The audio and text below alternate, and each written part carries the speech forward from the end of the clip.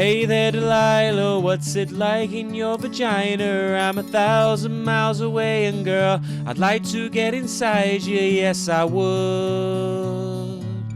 I beat that pussy up so good, you know I would. Well, ladies and gentlemen, now I have your attention. It is Rated R reporting. That's my favourite ever intro, man. That's crazy. It is Rated R reporting live from his studio where the magic happens. And in this video, we're going to be looking at people marrying weird shit. Like, they're marrying objects. They're marrying animals. There are some freaks of nature in this video. But before we get into that, I'm going to need you guys to smash that like button and hit that subscribe button, plus a notification bell to keep track of all of my videos coming out in the future. And with all that stuff being said and done and out the way, let's look at some weirdos in the world.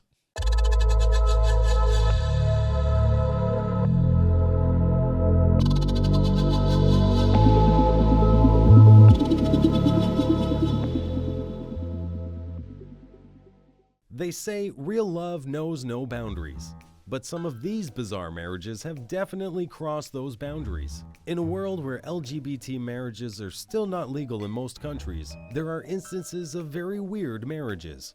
Well, if you don't trust us, we will take you through the list of 10 strange marriage choices that people have made. Number 10.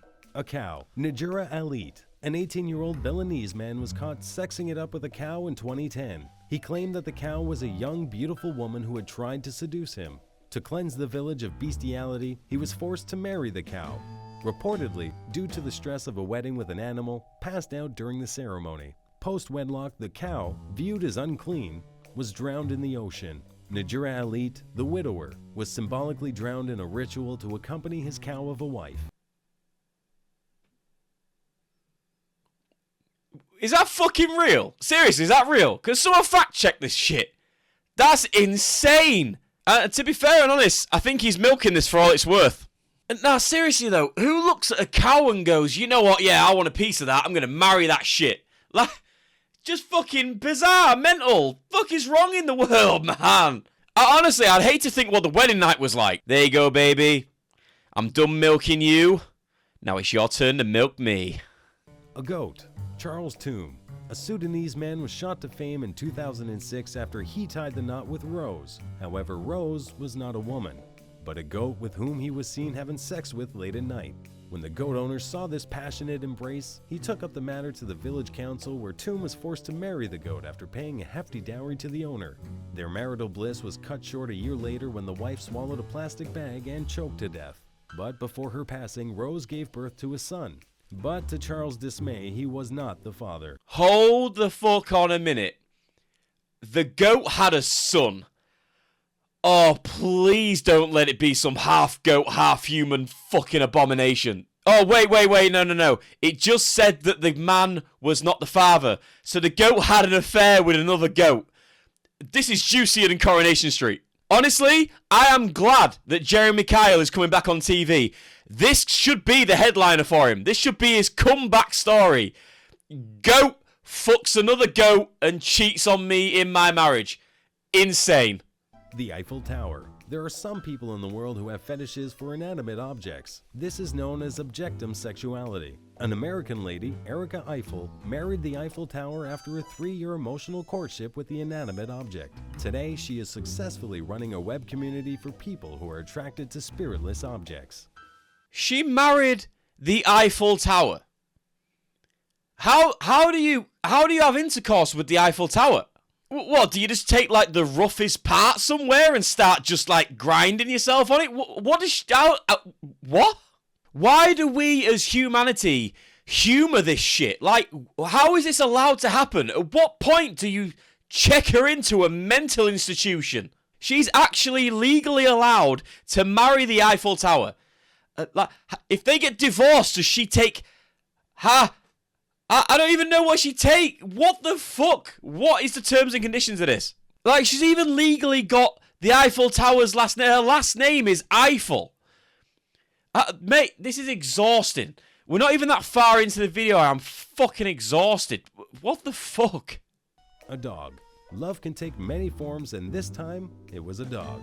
This love for animals is termed as zoophilia. Joseph Guzzo of Australia married his pet in 2010, a female Labrador named Honey, in a formal wedding ceremony. He sealed the union with a kiss, but assured reporters that his marriage would not be consummated. How does Australia let this happen? Australia's quite a civilized place to be, and they look at this and go, yep, that's normal, mate. It's disgusting. Absolutely disgusting. It's a mental illness. We need to stop playing up to people's mental illness. This isn't right. This is not right. You can't marry your dog. It's sick. A truck. Unable to feel aroused by men around, Maria Griffin of California thought she was asexual. She claims to have had her first orgasm while thinking about the Chrysler Building. Similar to Erica Eiffel, she was fascinated towards vehicles or inanimate objects, particularly with Ford trucks. In 2011, her marriage with a Ford truck was solemnized by a friend, and they went on a honeymoon to a campsite, and she claims their sex life is active and healthy. This shit is unbelievable, man. How is she allowed to tongue fuck the exhaust of a truck, and then she's allowed to marry the truck, and everyone's just, this is normal to people. This shit is normal to people. Just stop the world, man. I'm getting off. I can't be arsed. I mean, in the UK, I'm pretty sure the young guys who are parked up at Tesco are doing more to their cars than just customizing them. You know what I mean? I think there might be some sexual activity going on there. But in terms of actually marrying your car or your vehicle, at what point as humanity do we stop enabling this bullshit behavior? Because people are just thinking it's normal, and then they push the boundaries even further to see how far we can be pushed, and it's just getting exhausting. The Berlin Wall. Egia Rita Berliner-Moyer is the first person who had coined the term objectum sexuality. She saw the wall for the first time on television, and it was love at first sight. In 1979, Moyer married the wall. When the wall was destroyed in 1989, she was the only person to mourn her husband's death. Since then, she hadn't visited to see the remaining sections of the wall, but has kept the scale model at her home to remember her love. Absolute fucking weirdo. To be honest, they're probably made for each other, because I bet they've both got the personality of a fucking brick wall. I would rather shit in my hands with diarrhea and clap than start gyrating and getting sexual pleasure from a fucking brick wall.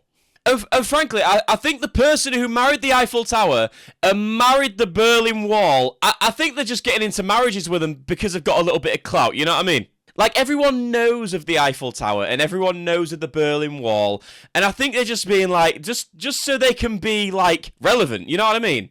There's no way on earth you can actually be sexually attracted to the Eiffel Tower and a fucking wall. Just like everyone who is irrelevant, they tend to get with people with a little bit of clout so they can become a little bit popular. I'm sorry, I just called it, it is what it is. A cat. A postman from Germany married his 15-year-old pet cat Cecilia after the vet informed that she would not live very long. He hired an actress to play as a register when the stunned officials refused to carry out the formal ceremony. The blushing bride was seen wearing a pretty wedding gown on the biggest day of her life. That kid even looks like a fucking freak. They all look like fucking freaks, man. And the fact it's a 15-year-old cat as well makes it even more fucking bizarre. If that was a human being, that human being would be underage. I don't know how it works with a fucking cat. I don't want to know how it works with a fucking cat. The whole fucking situation's weird as shit as it is. But then again, at least no one can say that this guy ain't getting no pussy. I'm sorry, man. I can't even joke in a situation like that. It's fucking absolutely the most bizarre thing I've ever fucking seen. This video is the most bizarre thing I've ever seen.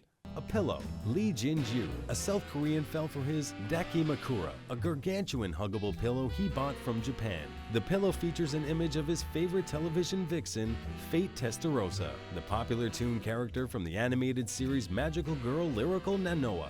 Only time will tell how long their marriage will last, considering the fact that Testarossa is imprinted on a pillow which will eventually fade in excessive washing. That man is not in love with that pillow. He's in love with the image on the pillow. The guy's got a fucking anime fetish, and he's never gonna be with anyone who looks like that anime, so he's fucking the pillow. And like the guy said, I hope to God he does wash that pillow, because that shit is gonna get crusty as fuck. It's not gonna be good. You'll be able to crunch that pillow like bubble wrap, and it'd just be absolutely disgusting. You'll be peeling it off your mattress like Velcro. Dude, wash that shit. Could you imagine walking into his bedroom and he's making love with a fucking pillow? Bro, everyone in this video needs to be sectioned. A dolphin. Sharon Tendler fell in love at first sight with Cindy. By no means it was a gay marriage, but Cindy was the dominant male dolphin who lived in the Israeli town of Eilat. After 14 years of courtship, she decided to marry. Unfortunately, this love story did not end on a happy note. Cindy died of old age. She married a fucking dolphin. Ugh! She probably has rocked up at SeaWorld. She was scheduled to be swimming with dolphins and it was love at first sight. Oh my god. Honestly, I don't even think a mental institution would be enough for these people. I think you should just take them into a forest and put them out of their misery, man. One shot, back of the head, boom. I genuinely believe their therapist would need a therapist after dealing with these fucking fuckwits. A dead girlfriend. This heart-wrenching story will leave you in awe and shock at the same time. Oh no. Shadil Defi was dating his girlfriend Serena Kamsuk for 10 years, when one day she asked him for marriage. He refused to take the next step, citing work pressure. In January 2012, Serena was killed in a car accident. It was then Defi decided to give her rightful passage of marriage after death. The creepy part is that the marriage took place during the funeral. He married his dead girlfriend. What the fuck? And he proposed. He proposed at the funeral. In a car accident. She had a car accident. What if it was like a brutal mental car accident where she was like cut in half? Like, oh my word. Yeah. Sir, can I, you can keep the top half. Just leave the bottom half with me, please. Oh man, imagine if they consummated the wedding after. He would be the warmest thing inside her. Bro, that's tough. They could never try for kids. Man, that last one was eerie. I'm so sorry, but I'm thankful to say that the video's now over.